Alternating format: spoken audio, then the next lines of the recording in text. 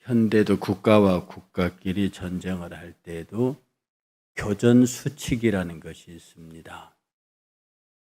우리 국군에게도 교전 수칙이라는 것이 있죠. 옛날에 서해 교전이 일어났을 때 그때 우리나라 교전 수칙을 적용해서 해전에서 굉장히 어려운 일을 당한 적이 있죠. 일명 그때는 한때는 패전 수칙이라고도 불렸습니다. 상대가 먼저 쏘기 전에는 쏘지 마라. 이런 교전 수칙이 있어요. 그래서 그 교전 수칙이 얼마나 정교하고 치밀하게 짜여졌느냐에 따라서 전쟁을 효율적으로 수행하고 승리를 이끌 수 있는 견인차 역할이 됩니다.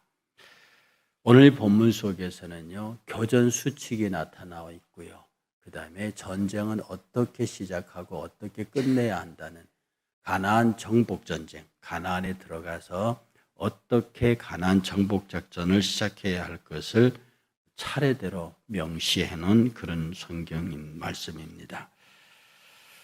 오늘 그 첫 번째 하나님께서 하시는 말씀이 뭐냐 하면 네가 나가서 적국과 싸울 때에 상대의 말과 병거와 백성, 즉 군인들이 강대할지라도 첫 번째 조건이 두려워하지 말랍니다. 여러분 군대 갔다 오신 분들 정신전력이란 말 많이 들어보셨을 거고요. 군대는 어떤 무기나 화력보다 군인들의 정신이 최고의 군사력이 된다고 하는 것, 그것은 누구에게나 물어서 의심할 필요가 없는 겁니다. 더더욱이 하나님의 군대는 전쟁의 승패가 하나님의 손에 달려있기 때문에 어떤 경우에도 이스라엘 백성들이 두려워하지 말 것을, 그들은 광야 40년을 행진하면서 하나님께서 모세를 통하여 어떤 기적들을 베푸셨는지를 보았고 경험했고 실제로 그 주인공들이기 때문에 이제 가나안 7족속을 치는 데 있어서 결코 그들에게 어려움은 없다. 그러므로 첫째로 절대로 그들에게 두려움을 갖지 말라고 말합니다. 그리고 전쟁을 시작하기 전에는 제사장들이 군인들에게 가서 그들에게 특별히 두려워하지 말 것을 격려하도록 그렇게 권면하고 있습니다. 여기서 제사장은요, 일반 제사장과 대제사장들 중간쯤 있는, 지금으로 말하면 군목들입니다. 그러니까 당시의 직급으로는 대제사장과 일반 제사장의 중간급이고요. 지금이 여기서 오늘 본문에서 말한 제사장이 누구냐면 순수하게 제사를 행하는 사람들이 아닌 군목들, 전쟁에 나가고 있는 병사들을 격려하고 그들이 싸울 수 있는 신앙 정신 전력을 고양하는 제사장들을 말합니다. 그들에게 이렇게 말합니다. 겁내지 말라, 두려워 말라, 떨지 말라, 놀라지 말라. 두려움을 4가지 형태로 정리해 줍니다. 특별히 여기서 겁내다는 말은요, 원래는 부드럽게 하다는 말의 손말인데 적을 보고 마음이 약해져 버린 겁니다. 겁낸다는 말은 이 전쟁 할 수 있을까? 이렇게 마음이 약해지는 거예요. 그 다음에 여기 두려워하다는 야레라는 말은요, 상대에게 압도당하는 정도가 아니라 우리가 섬겨야 되는 민족이다. 이렇게 두려움을 넘어서 존경의 마음까지 생기는 상태를 말해요. 이때 두려움은요. 그 다음에 3번째 떨다라고 하는 것은 순간적인 공포입니다. 순간적으로 거대한 전차가 나타나고 병력이 갑자기 확 나타났을 때 순간적으로 놀라는 공포요. 그 다음에 4번째, 여기 놀라다는 말은 이런 공포나 두려움에서 마음이 팍 꺾여버린 전의를 상실하는 거예요. 이 군목들이 다니면서 이런 4가지 형태의 두려움을 갖고 있는 병사들에게 4절에 너희 하나님 여호와가 너희와 함께 하실 것이라, 너희를 위하여 너희 적군과 싸우시고 구원하실 것이다. 싸움은 너희들이 하는 게 아니라 하나님이 하시는 거다. 이렇게 그 병사들을 강력하게 권고하고 붙잡고 정신전력을 세울 것을 말합니다. 그리고 5절에 책임자들에게 하는 말이 있습니다. 여기서 무슨 말이 나오느냐면 병력을 면제시킬 사람들을 뽑습니다. 지금 우리나라에도 병력법에 지금은 그렇지 않습니다. 몇 대 독자는 못 가고 몸무게가 얼마인 사람 못 가고 어떤 군대 못 가는 제약 조건이 있습니다. 이런 것들이 모든 군대는 군대에 데려가지 않는 사람들이 있는데요. 이 이스라엘 군대에도 하나님이 이 사람들은 예외시켜라는 사람이 4종류의 사람이 있습니다. 첫째가 뭐냐면 새 집을 짓고 낙성식, 우리나라 말하면 집을 짓고 이렇게 입주 예배 안 드린 사람. 그 당시에 집을 짓는다고 하는 것은 굉장히 의미 있는, 특히 낙성식 할 때, 집 낙성식 할 때는 집에다가 하나님의 율법책을 이렇게 매다는 의식 같은 게 있습니다. 이런 것을 안 행하면 그게 온전히 하나님의 사람이 사는 집이 아니요, 이 하나님의 뜻으로 지은 집이 아니라는 게 있어요. 그래서 그걸 매다는 그런 의식을 마치지 않는 사람, 집을 지었는데 낙성식을 하지 않는 사람은 전쟁에 뽑지 않았습니다. 그것을 마치고 오도록 하고요. 두 번째가 뭐냐면 포도원을 만들고 그 소산을 아직 먹지 못한 사람. 내가 사실 포도원 만드는 게 지금 이 농경의 기술을 가지고도 한 농장을 만드는 게 쉬운 게 아닌데, 애써서 포도원을 만들어서 포도원 만드는데 하루 만에 1년 만에 되지 않습니까? 저도 포도 열매가 열리는데 몇 년이 걸리는데 그 포도원을 만들어 놓고 아직 첫 소산도 먹지 못한 사람들은 군 입대에서 면제시켰습니다. 세 번째가 뭐냐면 여자와 약혼하고 그를 아내로 맞아들이지 못한 자. 여러분이 아시는 대로 약혼하고 1년 정도, 약혼하고 바로 결혼한 게 아니라 약혼해서 결혼식까지 약 1년 정도의 시간이 있습니다. 이때는 법적으로는 부부입니다. 같이 자지는 않지만 법적으로는 부부래요. 이런 경우에는 그를 군 면제시킵니다. 데려가지 않습니다. 그 다음에 이 앞에 세 가지는 백성들을 봐주는 어떤 그 복지죠. 군 면제 복지죠. 근데 마지막 네 번째는 뭐냐면 겁이나 두려움이 많은 자들은 아예 전쟁에서 빼버렸습니다. 이 판단은 이제 통솔자, 지휘관들이 하는데요. 전쟁에서도 여러분 잘 아시듯이 한 사람이 야 우리 죽자라고 막 그렇게 하면 모든 병력이 다 올라가서 죽도록 싸우는 반면에 한 사람이 바짝 걸면 우린 질 거야 막 이렇게 해버리면 그 군대 사회 자체가 혼자만 두려운 게 아니라 두려움은 무서운 전파력을 갖고 있어요. 그래서 그런 사람은 군대에 있어서는 안 되는 거죠. 그래서 지휘관의 판단에 따라 그런 사람이 있으면 빨리 빼버려라는 겁니다. 온전히 싸울 수 있는 사람들만으로 구성되는 거죠. 왜 그렇게 되냐면 실제로 하나님의 전투에 참여하는 사람들은 온전히 더 이상 바깥에 어떤 이 전쟁 외에는 특별히 매일 것이 없는 정말로 온전히 이 전쟁에 전념할 수 있는 사람들로 세워야 한다는 것이고, 두 번째, 그 전쟁의 승패가 사람에 의해 되는 것이 아니라 하나님에 의해서 되는 것이기 때문에 어떤 용맹한 사람이 선다고 해서 그 전쟁이 지고 비리비리한 사람이 선다고 해서 그 전쟁을 지는 그런 인간의 손에 승패가 좌우되는 것이 아니라 전쟁은 여호와의 손에 달린 것이기 때문에 하나님이 필요한 병사는 막 유능하고 용감하고 막 전쟁 전술 전기가 뛰어난 그런 사람이 아니라 하나님의 전쟁에 온전히 내가 헌신하겠다고 하는 사람이 필요하다는 뜻입니다. 지금까지 이 말씀을 정리해 보면요, 하나님께서 이 시기대에도 영적 전쟁을 해야 하는 우리들에게서 어떤 마음 자세를 가지고 하나님의 전쟁에 임해야 하는지, 영적 전쟁에 임해야 하는지를 우리에게 잘 보여주고 있습니다.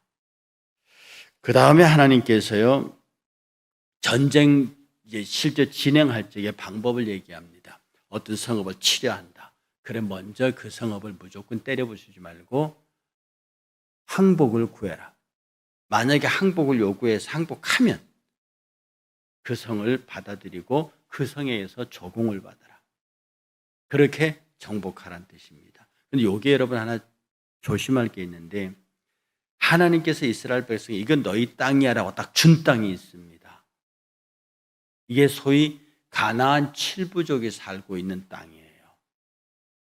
요 가나안 7부족이 살고 있는 땅은 이 법칙이 적용되지 않습니다. 이 첫째 전투 원칙이요.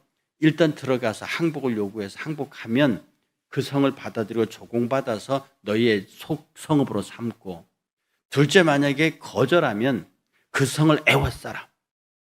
전투 수칙입니다. 애워싸고 위협하라는 거거든요. 그 다음에 하나님이 명령하시면입니다. 무조건 애워싸다 그대로 치는 게 아니라 하나님이 명령하시면 들어가서 그를 쳐라. 너희들의 화목, 화평제의를 거절하고 싸우겠다고 하면 애워싸고, 하나님 명령하시면 들어가서 그 성을 치고, 남자는 다 죽여라. 그리고 여자와 아이들 그리고 재물과 노예들은 너희들의 전리품으로 삼으라. 어떻게 여자를 전리품으로 삼느냐라고 하겠지만 그 당시에 이건 전쟁의 일반적인 규율이었습니다. 남자는 그 나라의 전투력이기 때문에 무조건 죽여야 하는 것이고요. 여자와 유아들은 죽일 수 있는 대상들이 아닙니다. 이렇게 하나님께서 이스라엘 백성들에게 명령하고요. 그 명령을 따라서 전쟁을 시작하는데 어떤 말씀을 하시느냐 하면요. 이 말씀을 하십니다. 16절 한번 보시겠습니까? 15절에요. 내가 내게서 멀리 떠난 성읍들 곧 이 민족에게 속하지 아니한 성읍들에게는 이같이 행하려니와. 다시 말해서 여기서 내게서 멀리 떠난 성읍이라는 이 내게서를 할 때 내자가요. 하나님께서 주신 이스라엘이 장차 정복하게 될 땅을 가르칩니다. 여기 가나안 7부족이 사는 땅이에요. 하나님께 다 싹 진멸하러 온 땅이 이미 그 땅을 내 땅이라고 말합니다. 이 가나안 7부족이 지배하는 바깥 땅에서는 이렇게 전쟁을 하라는 겁니다.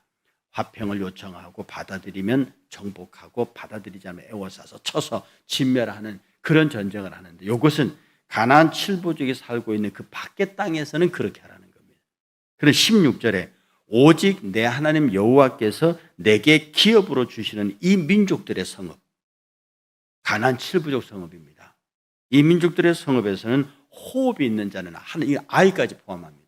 호흡이 있는 자는 다 진멸시키라는, 그 가나안 7부족이 어떤 족속이냐면 17절에 헷 족속, 아모리 족속, 가나안 족속, 브리스 족속, 히위 족속, 여부스 족속입니다. 이 6개거든요. 근데 원래 가나안 7부족이 여기 지금 여기 왜 빠졌는지 모르지만 기르가스 족속이 빠져 있어요. 기르가스 족속을 포함해서 7족속입니다.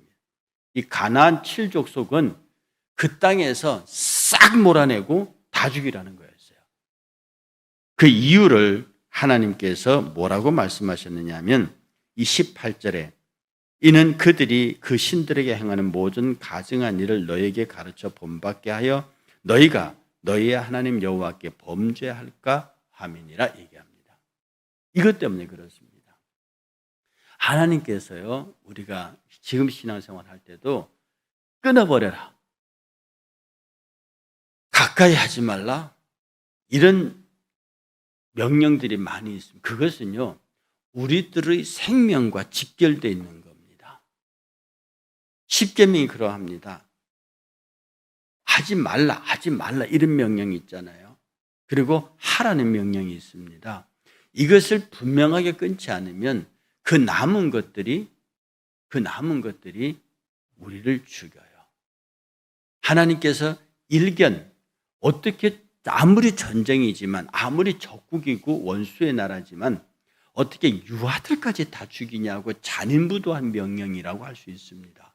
굉장히 무서운 명령을 넘어서 유아들까지, 이 가나안 7부족에 대한 아주 잔인한 진멸 명령이 잔인하게 들리지만 이것은 하나님께서 이스라엘 전 백성들을 살리기 위한, 이스라엘 백성들을 보존하시고 그 나라가 다윗의 왕국이 지속될 수 있도록 하기 위한 하나님의 유일한, 하나님 쪽에서 유일하다는 뜻은요, 인간이 더 이상 할 수 있는 다른 방법이 없다는 뜻입니다. 이렇게 했는데도 이스라엘 백성이 7부족 중에는 7부족을 다 진멸하지 않아요. 살려줘요. 그리고 나중에는 그들의 신들을 섬겨요. 우리가 새벽기도 때 구약을 얼마나 많이 봤습니까? 말씀드렸던 대로 이 백성들은요, 하나님을 버린 적이 없어요. 이스라엘 백성은 지금까지도 하나님을 버린 적이 없는데, 그 백성들이 이 구약에서 지은 죄는 뭐냐면 하나님도 섬기고 이방신도 섬기는 거였어요. 그들이 하나님을 버리고 이방신을 섬긴 게 아니에요. 이방신도 섬기고 하나님도 섬겼어요. 그런데 하나님 쪽에서 뭐라고 말씀하시냐면 너희들이 나를 버렸다고 그랬어요. 왜요? 겸하여 섬기니까. 여러 신들 중에 하나로 여호와를 섬기니까 너희는 나를 버렸다. 신명기 6장 4절에 나 하나님 너희에게 유일하신 하나님 여호와라고 얘기했고, 유일신 교리가 유대인의 유일한 신앙 교리임에도 불구하고 그들은 여러 가지 우상들을 같이 섬기고 심지어 아합 시대에는 여호와의 제사장들을 죽이기까지 했다고요. 이렇게 하나님께서 잔인하다는 소리를 들으면서까지 점령지에 하나님이 주기로 한 땅에 살고 있던 일곱 족속들을 철저하게 진멸하기를 원하셨는데 여호수아도 그렇게 하지 않았고요. 결국 이스라엘 백성들은 그 일들을 진행하지 않았습니다. 그리고 마지막 끝으로 성을 불태우고 점령하는 건 좋은데 나무들을 함부로 찍지 마라. 과목들은 찍지 말고 그냥 이 일반 나무는 너희들이 전쟁하는데 필요한 기구를 만드는 정도에서 나무를 베지, 함부로 나무를 베지 마라. 지금 말로 표현하면 자연보호입니다. 난개발입니다. 아무리 뭐하다 해도 함부로 무엇을 개발하고 파헤치는 것은 하나님이 원하시는 게 아닙니다. 오늘 내용이 길고 많아서 여러분들 기억하실지 모르겠습니다만 이 흐름 자체를 가만히 기억하면 전쟁은 여호와에게 속한 것이니 두려워하지 말아라. 우리가 이 세상 살면서 하나님으로 사는 삶 자체가 하나님이 싸워주시는 삶, 성령이 싸워주시는 삶입니다. 그러니 우리가 세상도 사람도 어떤 것도 두려워할 필요 없이 그냥 그대로 가고요. 그 다음에 하나님께서 병력에서 전쟁에서 빼는 사람들을 가만히 생각하면서 하나님이 온전히 우리에게 충성을 원하신다. 하나님이 원하시는 것은 온전한 충성이다 라고 하는 것.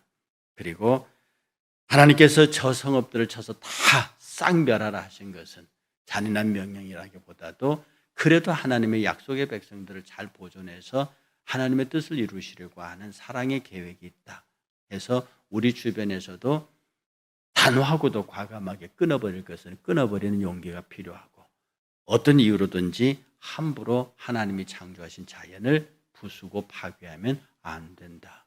이 네 가지 정도의 말씀을 기억하시면서요. 여러분들 우리가 정복자로서 하나님께서 이 세상을 우리에게 주셨고 우리가 믿음으로 이 세상을 정복하며 사는데 정복자로서 허락하신 새 땅에 어떻게 들어가서 살아야 되는 건지에 대한 예고편입니다. 우리도 훗날 하나님의 나라에 들어가 살게 될 텐데 그것을 연습하는 교회에서 오늘 말씀드린 네 가지를 잘 적용해서 천국 백성으로서의 귀한 삶이 있기를 주의 이름으로 축복합니다.